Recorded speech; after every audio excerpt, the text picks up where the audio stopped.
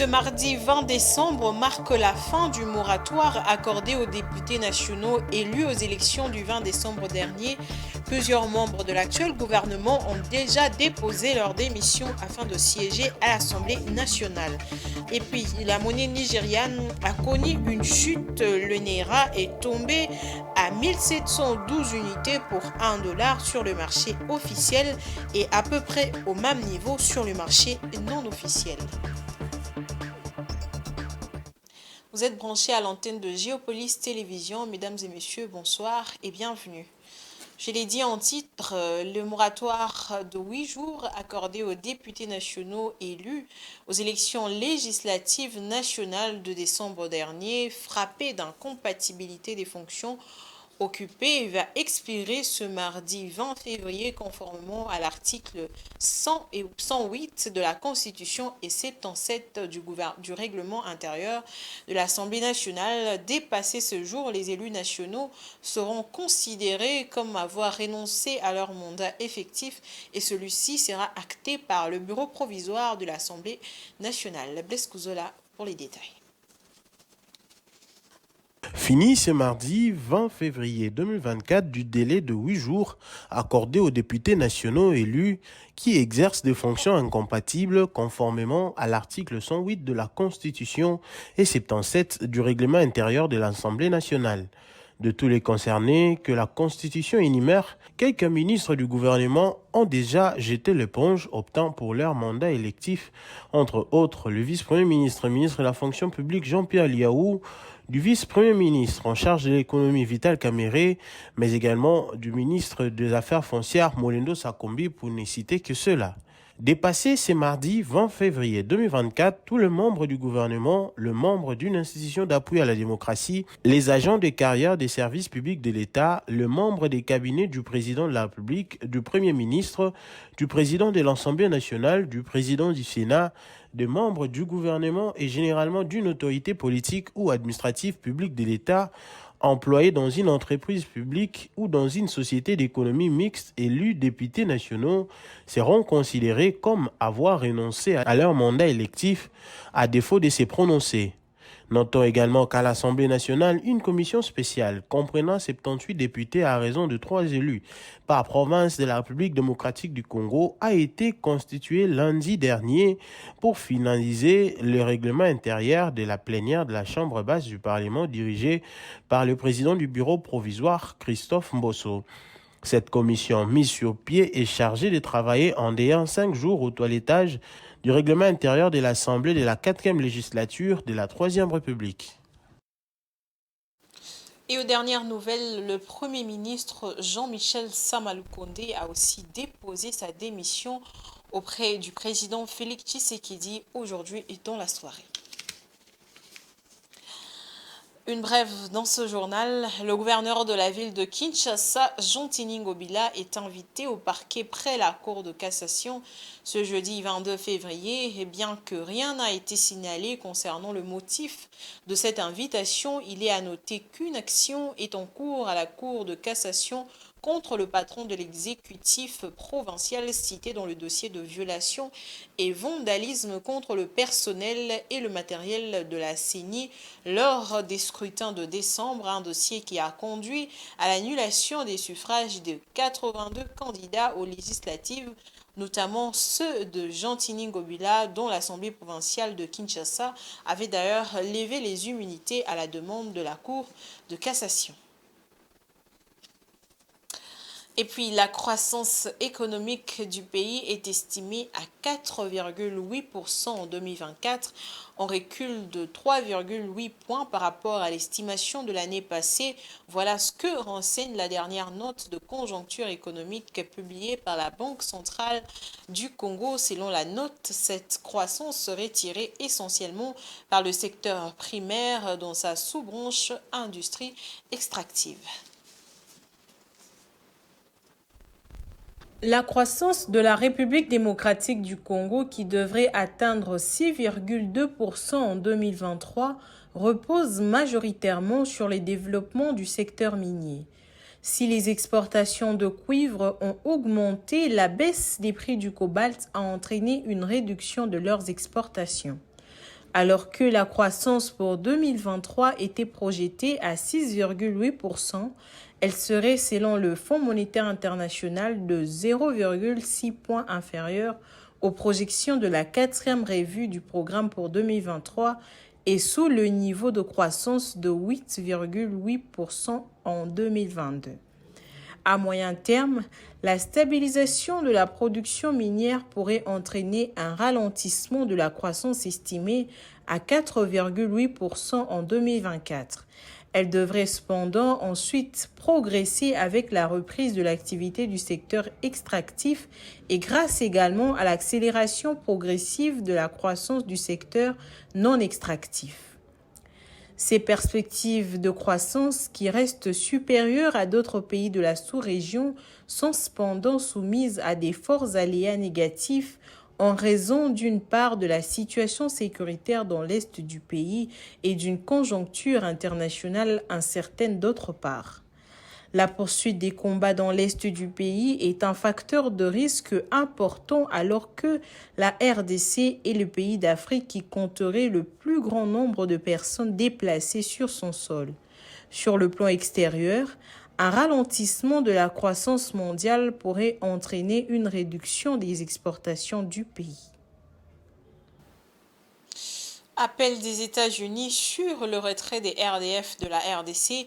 Kigali veut plus d'explications de Washington pour clarifier sa position, mais aussi sa politique sur le pays de Paul Kagame. C'est le ministre des Affaires étrangères du Rwanda, Vincent Biruta, qui le dit dans un communiqué du dimanche répondant à une déclaration du département d'État américain.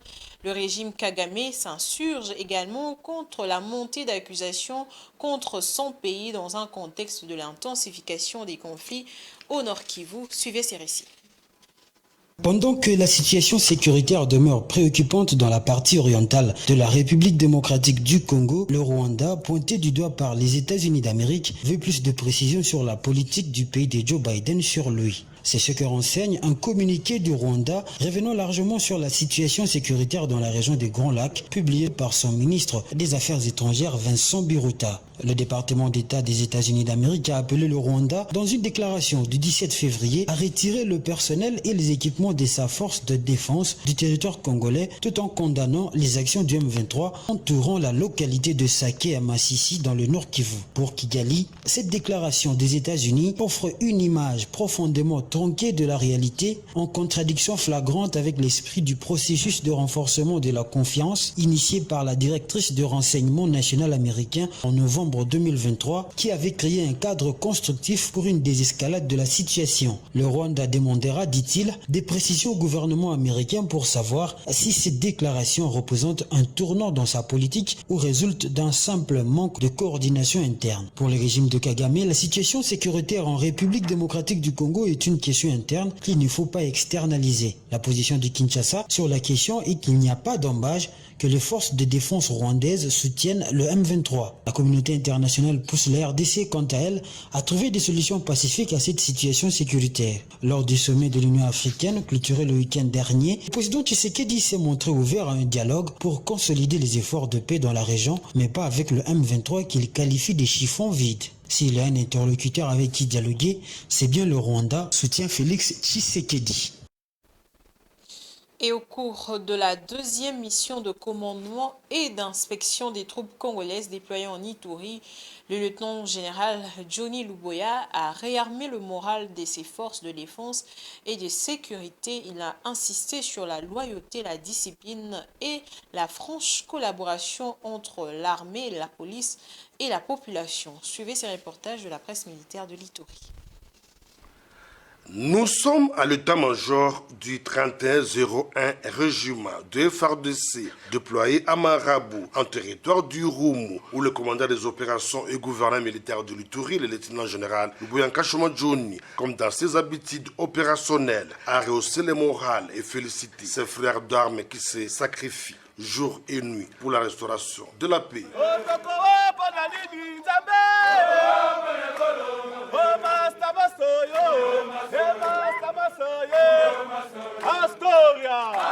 La loyauté, la discipline et la fidélité au commandant suprême de FARDC et de la PNC, ainsi que la bonne collaboration avec les populations civiles, tel l'essentiel de sa causerie morale, en présence du commandant de la 32e région militaire, du secteur opérationnel de la police nationale congolaise, ainsi que de la task force de la garde républicaine. Je me rappelle encore, 2 ans et demi, Bonaya d'abord Awa, on avait la chair de poule. Moutouté, seulement Bamitouk incendie. Et le jour où je suis arrivé ici, après avoir été à Nyakounde, médecin n'a pas maman Missa dans l'hôpital. Oh, qui m'a quitté, le chef coutumier. Grâce à sacrifice Nabino, malgré ma difficulté, Nyonso, les loyaux, l'otala, Tobandi Koleka Nzela Oyo, Toki Koleka à 80 à l'heure, personne ne pouvait y croire. Mais grâce à vous. Rappelons que depuis le début de l'année, c'est la 2e mission de commandement et d'inspection de troupes aux unités des forces armées déployées en territoire du Roumou, après celle de Kasseni, dont l'objectif est de s'imprégner de la situation sécuritaire et opérationnelle, ainsi que de redynamiser la discipline militaire reine de victoire et de succès au sein du FARDC. En sport, le championnat national de football de la République démocratique du Congo va entrer dans sa phase des playoffs à partir du 1er mars prochain. Selon le calendrier rendu public par la Ligue nationale de football, la première rencontre opposera Maniema Union au Dauphin Noir. Blaise Couzola.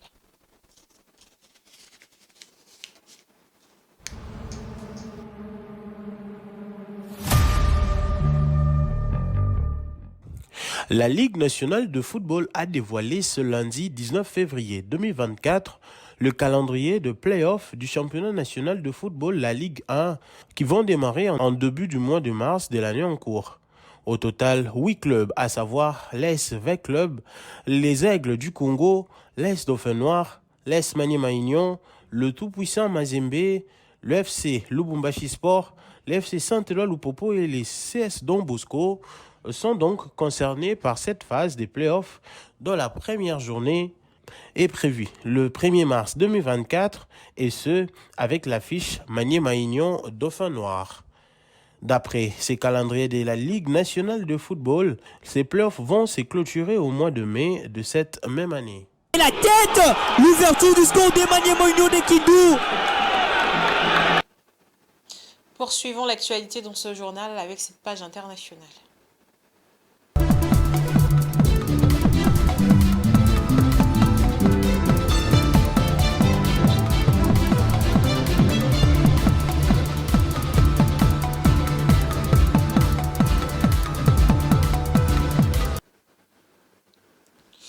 La monnaie nigériane a atteint un niveau historiquement bas ce lundi 19 février 2024. Le Naira nigérian a chuté sur les marchés officiels et officieux et les actions ont enregistré leur plus forte baisse en une journée depuis plus d'un an. La monnaie est tombée à 1712 unités pour $1 en fin de journée sur le marché officiel et à peu près au même niveau sur le marché non officiel après avoir prolongé ses pertes. La monnaie nigériane a atteint un niveau historiquement bas. Lundi, le Naira nigérian a chuté sur les marchés officiels et officieux et les actions ont enregistré leur plus forte baisse en une journée depuis plus d'un an. La monnaie est tombée à 1712 unités pour $1 en fin de journée sur le marché officiel et à peu près au même niveau sur le marché officieux après avoir prolongé ses pertes. Un effondrement qui inquiète les investisseurs qui ont vendu des actifs locaux. Cet événement intervient alors que le Nigeria est confronté à une pénurie de dollars qui pousse la monnaie à baisser, bien que le gouverneur de la Banque centrale, Olayemi Cardoso, ait déclaré que les quantités de liquidités en devises étrangères s'amélioraient. Cette dernière chute de la monnaie et des marchés boursiers intervient après que des données ont montré jeudi que le taux d'inflation du pays s'était encore accéléré en janvier. Il avait atteint près de 30% en termes annuels en raison de la flambée des prix des denrées alimentaires.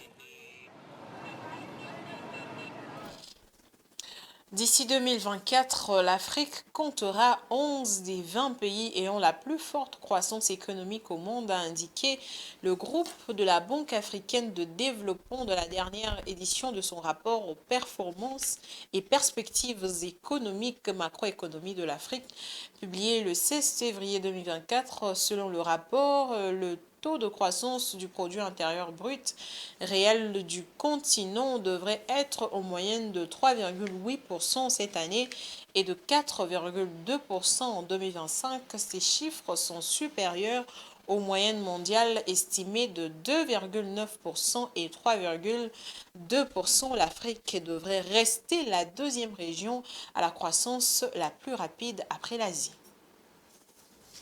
Selon le récent rapport de la Banque africaine de développement BAD intitulé Performances et perspectives économiques de l'Afrique dévoilé vendredi 16 février 2024 en Éthiopie, l'Afrique est en passe de devenir un acteur majeur de la croissance économique mondiale. En effet, en 2024, 11 pays africains figurent parmi les 20 nations affichant la croissance économique la plus dynamique au monde. La croissance du produit intérieur brut PIB réel du continent africain devrait connaître une progression significative avec une moyenne prévue à 3,8% en 2024 et à 4,2% en 2025. Ces chiffres prometteurs soulignent l'élan économique croissant et la résilience des économies africaines malgré les défis mondiaux. Ces perspectives économiques positives peuvent être comprises à travers, d'une part, la mainmise désormais de beaucoup de ces pays à l'image de l'AES, des pays de l'AES, sur les ressources naturelles, ce qui leur donne de nouvelles ressources très importantes. Selon la BAD, l'amélioration des chiffres de la croissance pour 2024 est le reflet des efforts concertés des décideurs politiques du continent pour mener des stratégies de diversification économique axées sur l'augmentation des investissements dans les secteurs clés de la croissance, ainsi que sur la mise en œuvre de politiques nationales visant à consolider les situations budgétaires, à inverser l'augmentation du coût de la vie et à stimuler la consommation privée. Et la deuxième chose, c'est un peu un changement de paradigme dans la perception de la stratégie économique en investissant désormais dans les secteurs productifs pour changer le modèle d'importation. Et donc, l'un dans l'autre, on est dans une dynamique économique qui effectivement peut projeter ces pays-là dans une croissance même à 2 points. Cette tendance positive démontre le potentiel économique de l'Afrique et ouvre des opportunités prometteuses pour le développement et l'investissement dans la région. Les prochaines années pourraient être marquées par une croissance soutenue, renforçant ainsi la position de l'Afrique sur l'échiquier économique mondial. Nous sommes arrivés à la fin de ce journal, mais avant, mesdames et messieurs, je vais vous rappeler les différents titres. Ce mardi 20 décembre marque la fin du moratoire accordé aux députés nationaux élus aux élections du 20 décembre dernier. Plusieurs membres de l'actuel gouvernement ont déjà déposé leur démission afin de siéger à l'Assemblée nationale. Et puis, la monnaie nigériane a connu une chute. Le Naira est tombé à 1712 unités pour $1 sur le marché officiel et à peu près au même niveau sur le marché non officiel. C'est la fin de ce journal. Merci à vous de nous avoir suivis.